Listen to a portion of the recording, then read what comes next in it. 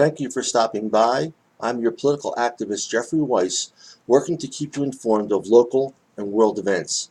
Today we discuss, why did Trump move the U.S. Embassy to Jerusalem? First, I can guarantee you it's not because he loves Jews.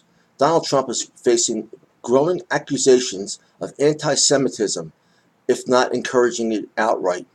Trump's foreign policy slogan, American First, echoes the World War II era non-interventionist movement championed by notorious anti-Semite Charles Lindbergh.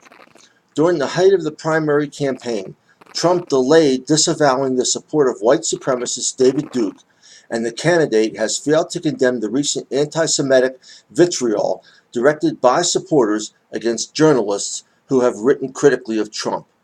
Trump told Republican Jews, "I don't want your money. You're not going to support me because I don't want your money." At a news conference, Trump said, "David Duke endorsed me?" Then, after blowback, said, "Okay, all right, I disavow, okay?" When asked if he unequivocally disavows the support of the Klan, Trump dodged the question. A day later, Trump blamed a bad earpiece for failing to disavow Duke during the exchange with CNN. Turkish President Erdogan warned that moving the capital is a red line for Muslims, and such an action would result in Turkey severing diplomatic ties with Israel.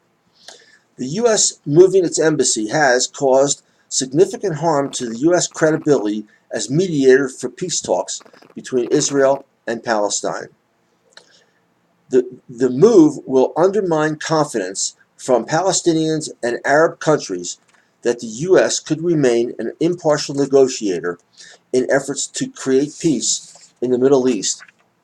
Even seemingly minor changes of Jerusalem's status quo, either in fact or in law, have historically had the impact of sparking violence. Millions of evangelical eyes were on Trump, waiting to see if he would keep his campaign promise to move the embassy.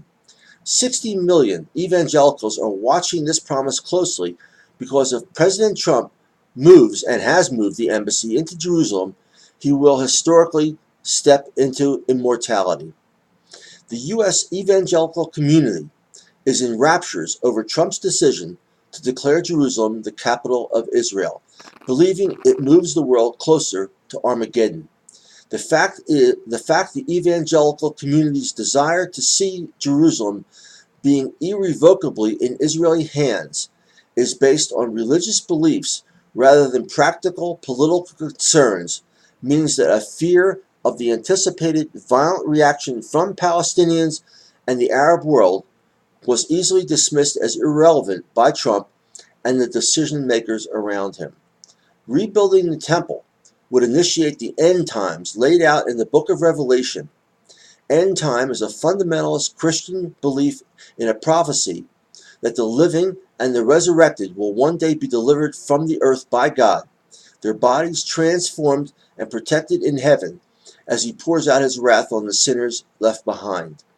Trump is reminding the evangelicals that he is carrying out God's will to these last days. They want war in the Middle East, the battle of Armageddon, at which time Jesus Christ will return to earth and vanquish all God's enemies. For evangelicals, this is the climax of history, and Trump is taking them there, to the promised judgment, to their sure victory. The righteous will be ushered to heaven, the reprobate will be banished to hellfire. The right believes that Donald Trump is God's instrument to move us closer to the rapture, the judgment, and the end. Because to them, that's actually the beginning of their reward and heavenly bliss.